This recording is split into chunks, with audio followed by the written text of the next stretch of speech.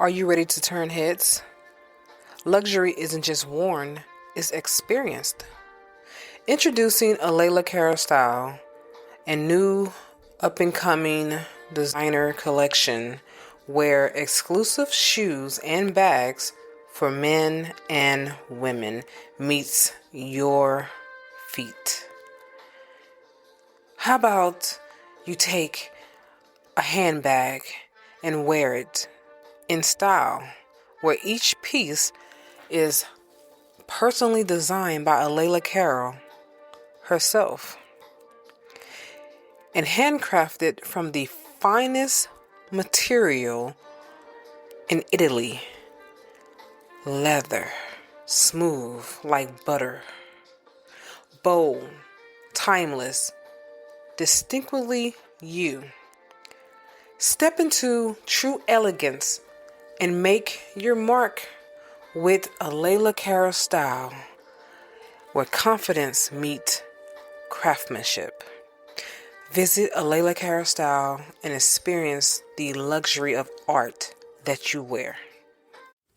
Chapter 4, the narcissistic cycle.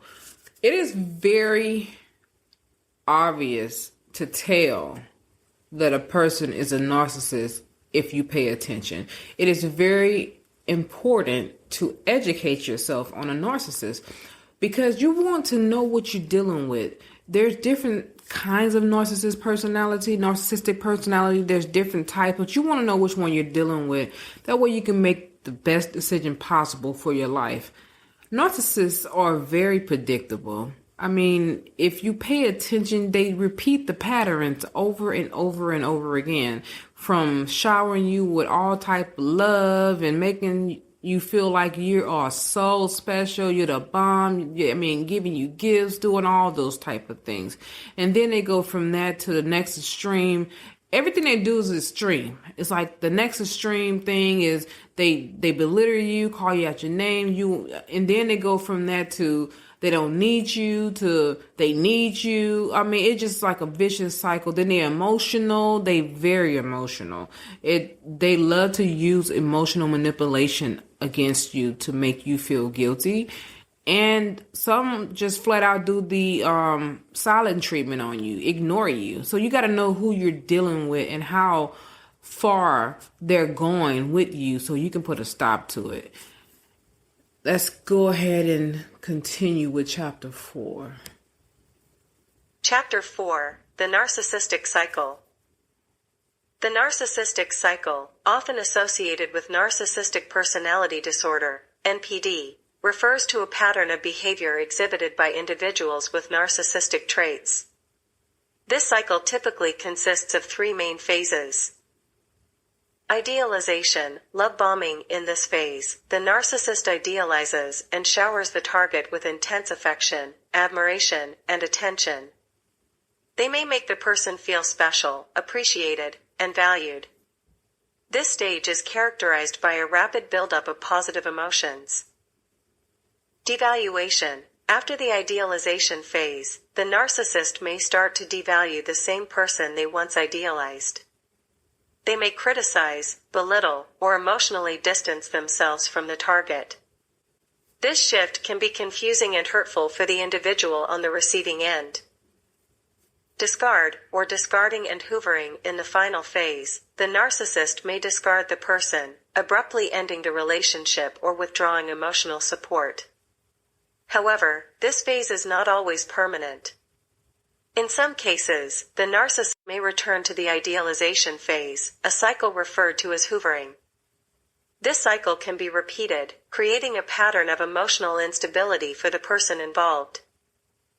It's important to note that not everyone with narcissistic traits follows this exact cycle, and the severity and duration of each phase can vary. Additionally, not all individuals with narcissistic traits have narcissistic personality disorder, as the diagnosis requires a specific set of criteria outlined in the Diagnostic and Statistical Manual of Mental Disorders, DSM-5. Understanding the repetitive patterns in narcissistic relationships. Understanding the repetitive patterns in narcissistic relationships involves recognizing the cycles of behavior that tend to characterize these dynamics. Here are some key repetitive patterns commonly observed in narcissistic relationships. Idealization. Pattern. The narcissist initially idealizes the partner, showering them with love, attention, and admiration. Purpose. This phase creates a strong emotional bond, making the partner feel special and valued. Devaluation. Pattern. The narcissist begins to devalue the partner, criticizing, belittling, or emotionally withdrawing. Purpose. This phase allows the narcissist to assert control and maintain a sense of superiority. It can be emotionally damaging for the partner. Discard, or hoovering. Pattern. The narcissist may abruptly end the relationship, discard. Alternatively, they might cycle back to idealization, hoovering. Purpose. Discard reinforces control and can leave the partner confused and hurt. Hoovering serves to regain control, often with promises of change or renewed affection. Manipulation and gaslighting. Pattern. Narcissists often use manipulation and gaslighting to control the partner's perceptions and emotions. Purpose. Manipulation reinforces the narcissist's sense of superiority and keeps the partner emotionally dependent and confused. Triangulation. Pattern. The narcissist may involve a third party, either real or perceived, to create jealousy or competition. Purpose. Triangulation can be a tactic to maintain control, manipulate emotions, and keep the partner insecure. When all alone, they are the insecure ones in the relationship. Cycle repeats. Pattern. The entire cycle of idealization, devaluation, and discard, or hoovering, tends to repeat. Purpose. Repetition reinforces the power dynamic, making it challenging for the partner to break free from the toxic relationship.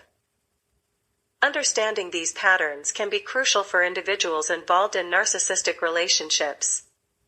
It helps them recognize the unhealthy dynamics, set boundaries, and consider seeking support or professional help for healing and moving forward. It's important to note that breaking free from a narcissistic relationship can be challenging, and support from friends, family, or mental health professionals is often beneficial. Idealization, devaluation, and discard phases. The idealization, devaluation, and discard phases are characteristic patterns in narcissistic relationships. Understanding each phase can shed light on the dynamics of such relationships. Idealization phase.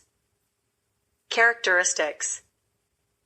Intense affection, admiration, and attention from the narcissist. The narcissist idealizes the partner, making them feel special, valued, and loved. Rapid buildup of positive emotions and a sense of being on a pedestal. Purpose. Establishing a strong emotional bond and dependency on the narcissist. Creating a false sense of security and happiness in the relationship. Devaluation phase. Characteristics. The narcissist starts to criticize, belittle, or emotionally distance themselves from the partner. Positive traits initially praised are now devalued, and flaws are magnified. Emotional and psychological abuse may occur, causing confusion and emotional distress for the partner. Purpose. Asserting control and dominance over the partner. Maintaining a sense of superiority by undermining the partner's self-esteem. Testing the partner's loyalty and dependence. Discard phase, or hoovering. Discard characteristics. The narcissist abruptly ends the relationship, emotionally withdrawing or physically leaving. The partner may be left confused, hurt, and abandoned. Discard can be final or temporary, depending on the narcissist's intentions. Hoovering characteristics. If discard is not final, the narcissist may return to the idealization phase, attempting to rekindle the relationship. We'll be back after a quick break. If you haven't already, check out my luxury shoe and bag collection, a Layla Cara style. Each piece is personally designed by me and handcrafted from genuine Italian leather. Whether you're dressing up or keeping it casual, these pieces were made to help you walk with confidence. Because real style starts from how you feel. Go to alaylacarolstyle.com and experience these bold, timeless, and completely all you. Check it out. You might find something you like. Hoovering often involves promises of change, renewed affection, or apologies. The cycle may repeat with a return to idealization, followed by devaluation again. Purpose: discard reinforces control and creates emotional turmoil for the partner. Hoovering is an attempt to regain control, manipulate emotions, and keep the partner in the narcissist's orbit. These phases form a repetitive cycle in narcissistic relationships, creating a toxic and emotionally damaging pattern for the partner involved. Recognizing these phases is crucial for individuals seeking to break free from such relationships and establish healthier boundaries. Seeking support from friends, family, or mental health professionals can be essential for healing and moving forward. Emotional roller coaster experienced by those in relationships with narcissists. Being in a relationship with a narcissist can be an emotional roller coaster, characterized by intense highs and lows. Here are some common emotional experiences that individuals may go through in relationships with narcissists. Initial euphoria, idealization phase. Emotions, feelings of being special, loved, and valued. Reason: the narcissist showers the individual with attention, affection, and admiration during the idealization phase, creating a sense of euphoria. Confusion and hurt, devaluation phase. Emotions: shock, confusion, hurt, and a sense of betrayal. Reason: the narcissist starts to criticize, belittle, or emotionally distance themselves, leading to a sudden shift from idealization to devaluation. The partner may struggle to understand the change in behavior. Emotional abuse and gaslighting. Emotions: anxiety, self-doubt, and a distorted sense of reality. Reason: narcissists often employ manipulation and gaslighting to control the partner's emotions and perceptions. This can lead to emotional abuse, leaving the partner questioning their own sanity. Attempts to please and regain approval. Emotions: desperation, guilt, and a desire to please the narcissist. Reason: the partner may go to great lengths to regain the narcissist's approval, often at the expense of their own well-being. This may involve trying to meet unrealistic expectations. Isolation and dependency. Emotions: loneliness, isolation, and emotional dependency. Reason: narcissists may isolate their partners from friends and family, creating emotional dependence. The partner may feel trapped and unable to seek support from others. Cycles of discard and return, hoovering.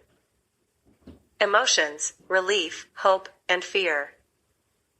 Reason: the narcissist may abruptly discard the partner, only to return during hoovering, with promises of change. This creates a cycle of hope, fear, and uncertainty about the future of the relationship. Self-reflection and empowerment. Emotions: self-reflection, realization, and empowerment. Reason: over time, the partner may start to recognize the toxic patterns and seek personal growth. This can lead to a desire for independence and the strength to break free from the cycle. Healing and moving on.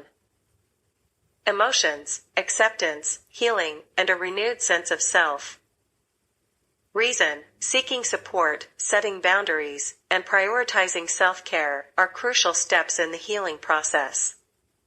Eventually, individuals can move on to healthier relationships and a more stable emotional state. It's important for individuals in narcissistic relationships to recognize these emotional experiences, seek support, and consider professional help to navigate the challenges and work towards healing. When you sign up for Imaging Coaching LLC, your stress management guide at www.imagingcoaching.com, you will receive help with stress reduction. You will learn effective techniques to manage and reduce stress, setting the foundation for a more peaceful life to get rid of any anxiety you may have. Mind-body awareness. You will understand how stress affects your body and mind, gaining valuable insights for lasting change. Weight loss. If you want to lose weight, you can achieve your weight loss goals through a balanced approach with nutritional guidance and tailored workouts. Meditation. You will learn to cultivate mindfulness and meditation skills to foster inner peace, mental clarity, and emotional well-being. My second husband 10 years later. I had just broken up with my ex-boyfriend. I had found out he had cheated on me, and he also had not one, but 2 babies on the way by 2 different women. I had issues with men making babies on me, because I didn't have any children of my own and I wanted to become a mother. Prior to me finding out about the babies, I had found out I had fibroids. Which, one of them, was the size of a grapefruit. I also had an ovarian cyst, which kept erupting and coming back. I was told I needed to remove the fibroids if I was to conceive a child of my own and carry full terms someday, and not to mention I was seriously anemic from the fibroids. So, I had those odds working against me. I was not going to let any guy have babies on me and slap me in the face with the reality that I couldn't have any children of my own. I recorded me breaking up with my ex-boyfriend and posted the breakup on Facebook. That became a life lesson later on after I met my second husband, Nikita. A week after I had posted the breakup on Facebook, I had received a message in my inbox on Facebook from Nikita. Nikita and I had spoken words to each other a few times in the past, but not to the extent of showing any interest in one another. When I read his message, he expressed his thoughts about the video I had posted, and we both laughed about it. Then over the course of a few weeks we exchanged phone numbers and began to talk every day over the phone. I enjoyed his conversations because the attention made me feel better. We had been talking for about 4 months, and I wanted to see him face to face. We started making plans for me to fly to Omaha, Nebraska, for a couple of days. I would pay for my flight, and he would pay for everything else. I thought that was a good plan. When I got to Omaha, he picked me up from the airport in his black Jeep and took me to get something to eat. The trip was fun. He showed me around the city and took me to some of his favorite spots he hung out at. The morning I was about to leave, I was in the kitchen in the extended stay he had gotten for us cooking breakfast. He came into the kitchen to see what I was cooking and proceeded to say, "I had a great time with you, and I hope this is not the only time I will see you. I am not a one-night stand kind of man. I am going to be 50 in 2 years, and I am looking for a wife." I was shocked to hear him say that because I was looking for a one-night stand. I didn't think he was going to take me seriously, so I wasn't planning on putting my feelings out there again. I was a full-time student and was unemployed because the company I had been working for the past 11 years had closed its Houston location and laid everyone off, which gave me plenty of time to be free and available to talk to Nikita over the phone, and while we talked, he would talk to me like I was special and made me feel good about myself. I knew I was special, and I didn't necessarily need him for that. But after what I had been through with my ex-boyfriend and not able to conceive babies, I was feeling less than a woman, and I just wanted to feel better about myself. The day I had found out about my ex and the 2 babies on the way. I was going through IVF, in vitro fertilization, and I had just gotten home from the doctor and was told my eggs were ready to become fertilized. Receiving that news about the 2 babies on the way by 2 different girls had set me back and put me into a depressed state of mind. I felt like the odds were stacked against me. I was 37 years old and divorced, and had to break up with my cheating boyfriend of 5 years. On April 7, 2016, 4 months later, I took another flight to Omaha to visit Nikita. This trip wasn't as fun as the first trip.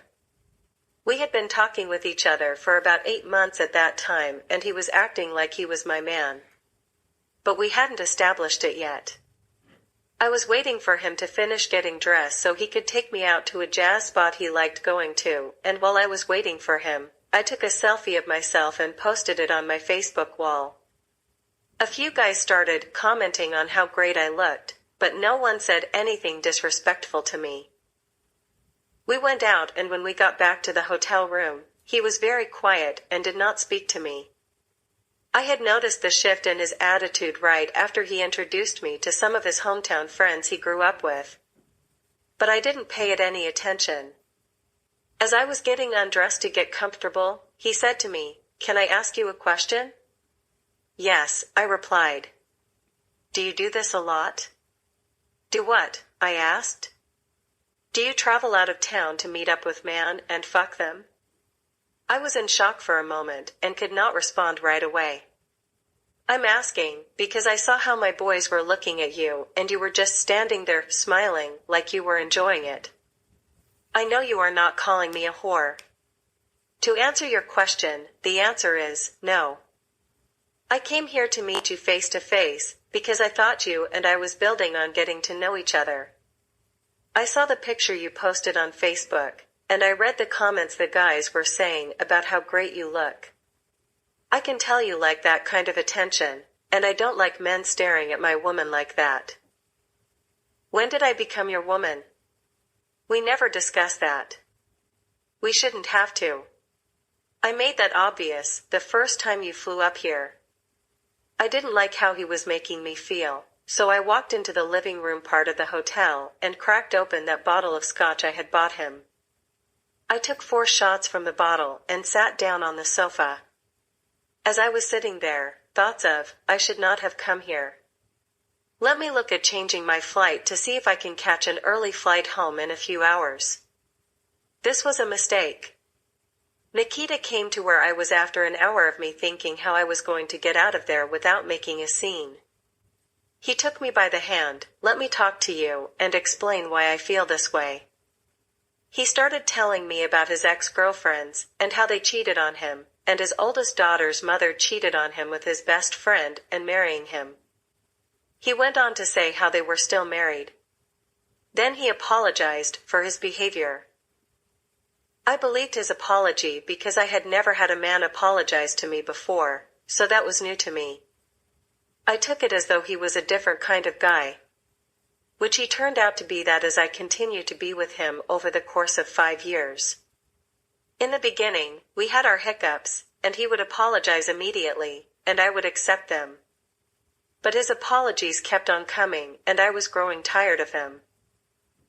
2 years later, my dad had moved out of my apartment and Nikita, and I had gotten married. We had decided he was going to move to Houston, Texas.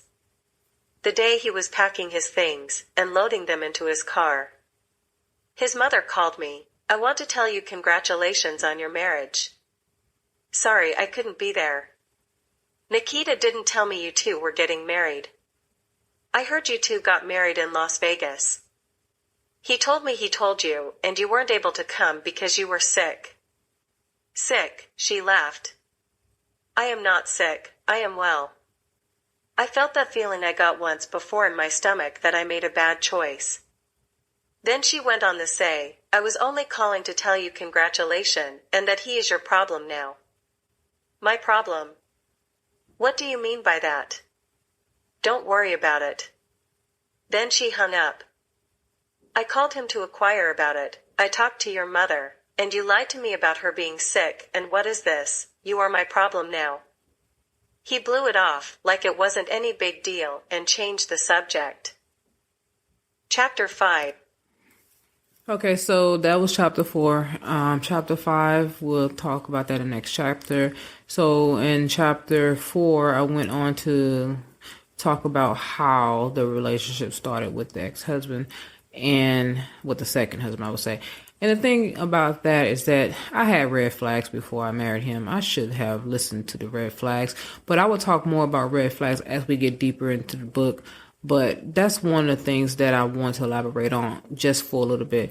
Us ladies, we need to start paying attention to red flags and stop ignoring them, because they're there to help protect us. They're there to give us the warnings that we need before we actually get into the danger. And then it's hard to get out of it, or sometimes you don't get out of it at all. We need to stop being about the practical things in life, such as I want to get married, I want to have a kid, I want the picket fence with the big house and the nice cars and the fancy ring, and start really looking at the fact of the truth of the matter is that we need to find out why we feel that way, look deeper inside ourselves on why we even feel that way, what got us feeling that way, and is it something that we should even be chasing after? Because when it comes, it's too late to get rid of it. Sometimes it's hard to get rid of it. And a lot of times you can't get rid of it. So we have to be more careful with our decision making and things that we choose to do in the process of getting the things that we want. So I hope that chapter 4 sheds some light on some things. And the next chapter will be chapter 5, which is the narcissist in the digital age. And I'll talk about that because, as you can tell, that's how I met the second husband on Facebook. Are you feeling overwhelmed and exhausted by stress? Introducing Stress Management with Imaging Coaching, your ticket to a calmer, more balanced life. In this journey you will be taken with us here at Imaging Coaching. We'll equip you with powerful techniques and tools you can use to conquer stress, regain control, and transform your life. From deep breathing exercises to mindfulness practices, you'll discover the tools to relax your mind and body. Come join us on this transformative path and unlock a world of inner peace and resilience. Don't let stress hold you back any longer. Take charge of your well-being today with Imaging Coaching, your stress management team. Discover clarity. Defeat stress through Imaging Coaching at imagingcoaching.com, at imagingcoaching.com, at imagingcoaching.com, at imagingcoaching.com.